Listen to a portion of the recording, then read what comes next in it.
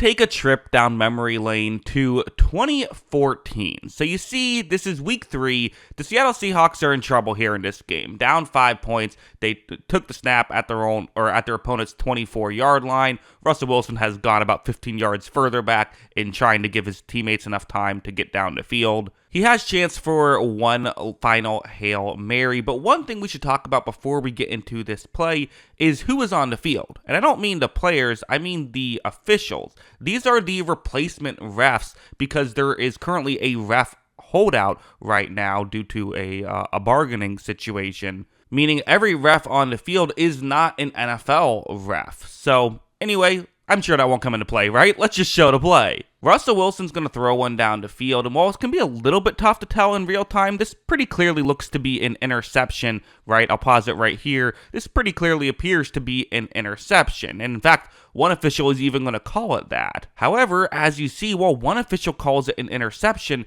the other calls it a touchdown. You then later see the official, as there's a celebration going on, still looking to see who has the ball. They're still checking that, which is interesting. But yeah, this was ruled a touchdown on the field. Why was it ruled that? Well, it's going to come down to something called simultaneous possession. And let's talk about, was this actually the right call or was this a horrendous call? Well, first we have to explain what simultaneous possession is. So here, I've highlighted kind of the key part here. We're talking about catch or an interception. If a pass is caught simultaneously by two eligible opponents, both players retain it, the ball belongs to the passers, meaning belongs to the offense. So if two guys catch it at the exact same time and both maintain possession, then it's, tie goes to the offense, similar to how the tie goes to the runner rule works in baseball. However, reading right below that highlighted part is also going to be important here. It is not a simultaneous catch if a player gains control first and then the opponent gains control. So essentially, they both have to gain control at the same time. That's important here. So let's go back to this angle now. This is going to be a good angle to show what exactly happened here. As you see, Jennings, the Green Bay Packers player, really kind of, in my opinion, pretty clearly right here is the lone player to have possession. Now, Golden Tate does have an arm on it. He is touching the ball, but his right hand isn't on it at all. This, to me, pretty clearly is Jennings has the ball first. Watch Tate's right arm. Watch how it kind of comes off, and then it goes back on. And at this point, I think you could argue they do possess the ball simultaneously. I don't think that's crazy at this point. But again, as we've stated with the rule, it's not just do two players simultaneously possess it eventually. For example, if a defender intercepts the ball and then an offensive player goes and puts their hands on the ball, that doesn't now make it a catch, right? They continue to fight for it a bit, but of course, the officials ultimately decide to rule this simultaneous possession and decide to give Golden Tate the catch instead of Jennings the interception, meaning that the Seattle Seahawks win the game instead of lose it.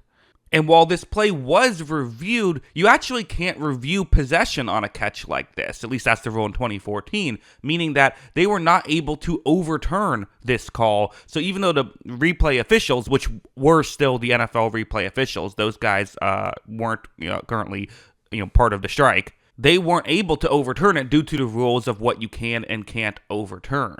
It's also worth mentioning that Golden Tate here would, get away with one of the most obvious push-offs you'll ever see. Watch as you see, and it's been a long kind of time-honored tradition to let things go like this in a big spot, to let push-offs go. This is still definitely a bit more of an egregious one, but the Seahawks won the game. The Seahawks would ultimately beat the Packers in the conference championship game this year as well, and that kind of crazy comeback that they had. Also, the Packers were on the right side, they were the beneficiaries of the Dez Bryant no catch situation that happened later. So, kind of a crazy year, and it's also worth mentioning, this literally ended the referee strike. The NFL just said, okay, fine, guys, whatever you want, we'll make it work. And they were able to end the strike almost immediately after this game, which is kind of crazy as well. So, those are my thoughts on this situation. What are yours? Let me know in the comments below.